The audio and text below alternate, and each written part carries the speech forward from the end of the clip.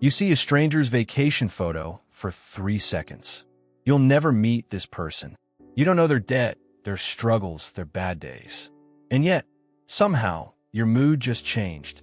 This isn't vanity. It isn't weakness. It's your brain making a calculation it was never designed to make. Comparing your entire life to a complete stranger as if they were part of your closest circle. By the end of this video, you'll understand exactly why your brain does this, and the specific number that explains why social media breaks something ancient inside your mind. Stay until the end. The last part explains why this feeling is getting worse, not better, even as you try to ignore it. Anthropologist Robin Dunbar discovered something remarkable about the human brain. It has a hard limit on how many real relationships it can track at once. That number is roughly 150 people, known as Dunbar's number. For nearly all of human history, your social world contained, at most, a few hundred faces. Everyone you compared yourself to was someone you actually knew, their full story, their failures, their context. If someone in your tribe seemed to be doing better than you also knew why. You saw their long hours, their setbacks, the help they received, the luck that played a part. Comparison came with context attached, automatically, because you lived inside the same small world as the person you were comparing yourself to. Your brain built its entire comparison system around that limit. It assumes every face you see belongs to someone inside your tribe, someone whose full life you have access to. Social media didn't just add more people to that system. It broke the assumption underneath it completely. And this single broken assumption explains something that confuses almost everyone about their own emotions online.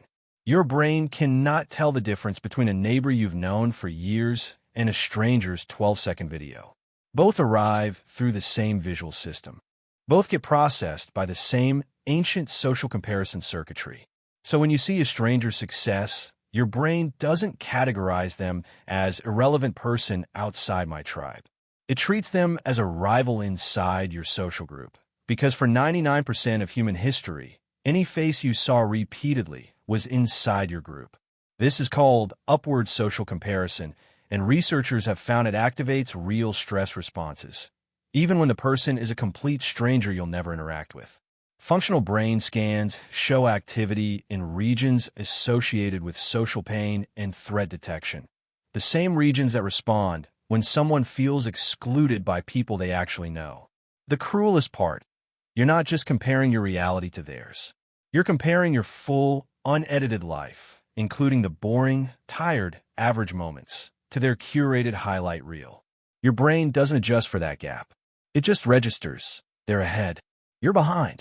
There's a name for this distortion, the comparison asymmetry.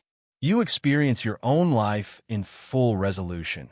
Every doubt, every mundane afternoon, every small failure you never post about. But you experience everyone else's life through a narrow, edited window they chose to show you. Your brain treats both data sets as equally complete when one of them was filtered through hours of selection before you ever saw it. This is also why comparing yourself to someone you actually know in person tends to feel less destructive than comparing yourself to a stranger online. With someone you know, your brain has access to the boring footage too, the arguments, the bad days, the ordinary Tuesday afternoons. Online, you only ever get the highlight reel, and your brain has no built-in correction for that missing footage. And here's why this keeps getting worse, even as platforms get better. Every algorithm is optimized to show you content that keeps you watching, which means it's optimized to show you people who are more attractive, more successful, or more extreme than your actual social circle. You're not just exposed to more people.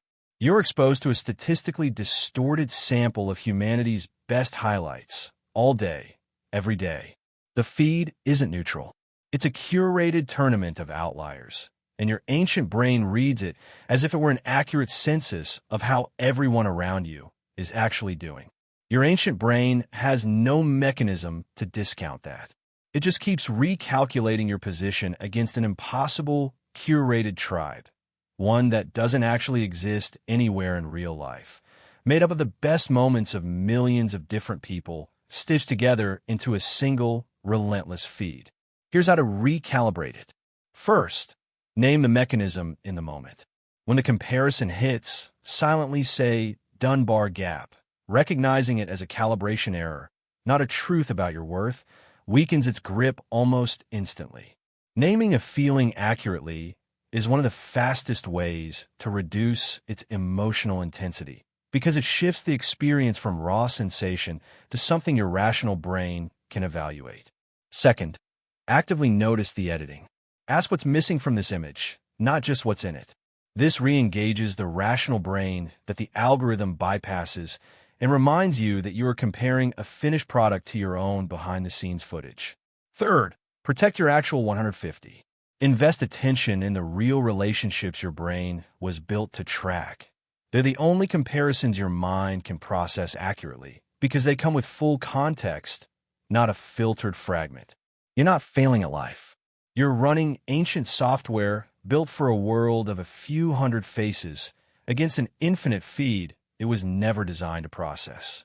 Understanding that doesn't erase the feeling, but it tells you exactly what to do with it next time. It shows up. Recognize the gap, name the mechanism, and remember that the tribe you're comparing yourself to was never real in the first place. If this explains something you felt but never understood, tell us in the comments which platform triggers it the most for you.